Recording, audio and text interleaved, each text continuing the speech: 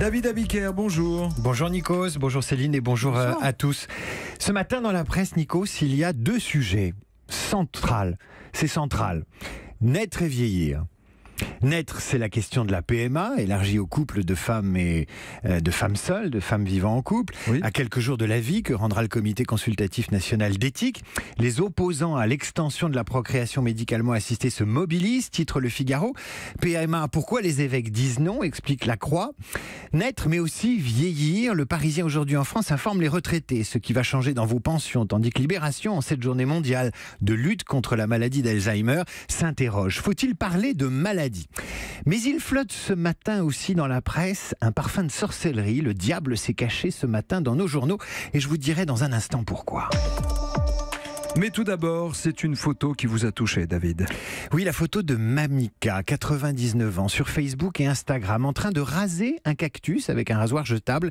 Un cactus couvert de mousse à raser. Mamika, super grand-mère et star des réseaux sociaux que son petit-fils, le photographe Sacha Goldberger, immortalise depuis des années, sans nier la maladie, histoire de dire que l'entourage, l'affection et le rire sont déterminants. Je vais la tweeter, cette photo. Je la regarde aussi en ce moment sur son compte Instagram. C'est extraordinaire parce que c'est drôle et très émouvant. Et je parle de maladie, justement dans Libération, il y a ce matin un débat. Personne ne conteste la réalité des symptômes, mais Alzheimer est-il une maladie ou la conséquence naturelle du vieillissement ? S'interroge Olivier Saint-Jean, chef du service de gériatrie de l'hôpital Pompidou dans Libération.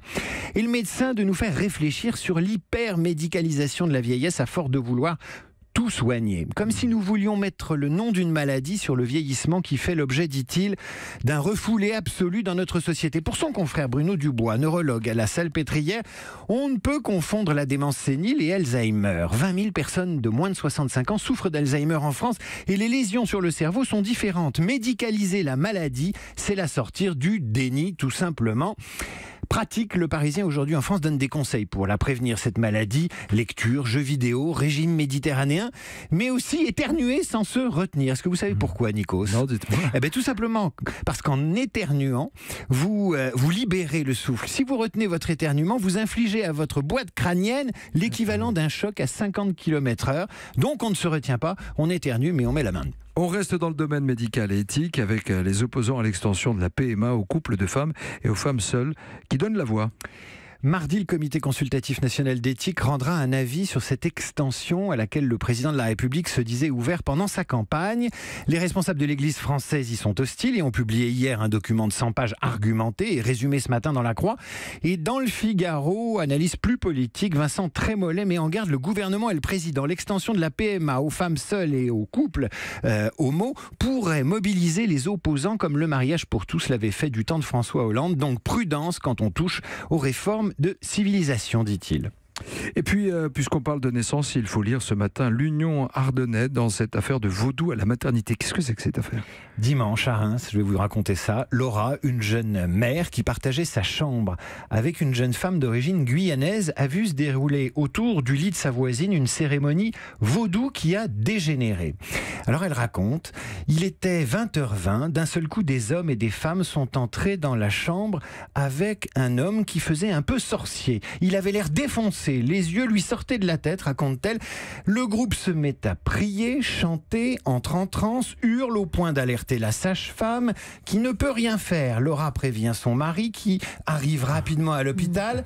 Et voilà ce que dit le mari, c'était le bordel, dit-il. Tous les bébés de la maternité pleuraient, j'ai forcé la porte, le sorcier m'a sauté dessus. Insulte, menace de mort sur l'enfant de Laura, le berceau voltige et c'est le pugilat, raconte l'Ardennais, jusqu'à l'exfiltration de Laura et de son enfant. L'affaire est désormais entre les mains de la police, mais elle témoigne de ces violences croissantes à l'hôpital, les violences que l'hôpital a du mal à exorciser. Alors je vous le disais, Nikos, un vent de sorcellerie plane sur la presse ce matin. Et ce n'est pas le fait de Marine Le Pen diabolisée par cette expertise psychiatrique exigée par la justice. Jean-Michel Apathy nous en parlait à l'instant. Non, le Nouvel Observateur nous parle cette semaine du grand retour des sorcières. Sorcières martyrisées par l'histoire, mais réhabilitées par les féministes d'aujourd'hui. Il faut également lire Nos sorcières bien-aimées, l'enquête du site Explicite Info sur les sorcières nouvelle génération. Écolo, femmes puissantes, femmes d'intuition, voyantes numériques, ésotériques et tireuses de cartes tendance, proposant une spiritualité alternative. Elles n'ont plus le nez crochu et font des selfies. Elles ne s'appellent plus Carabosse mais Lilith, Jack ou Tiffany-Tiana. On ne les trouve plus au fond des bois mais sur Instagram. Bref, l'époque a changé et nos sorcières sont bien aimées.